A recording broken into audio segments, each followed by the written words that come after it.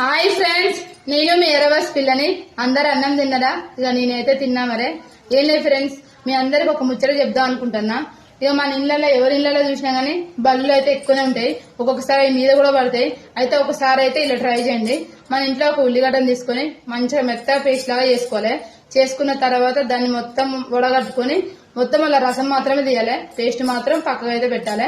పెట్టిన తర్వాత అందులో మిరియాలు అలాగే లవంగాలు అయినైతే కచ్చపిచ్చగా దంచాలి. అంటే మామూలుగా దంచి ఆ పొడిని అలా వేసుకోవాలి. వేసుకున్న తర్వాత మన ఇంట్లో ఎవరింట్లో అయినా సరే ఖచ్చితంగా డెటాల్ అయితే ఉంటుంది కదా, అవి అయితే 3 స్పూన్లు వేసుకొని మొత్తం మనం అలా అయితే మొత్తం కలపాలి.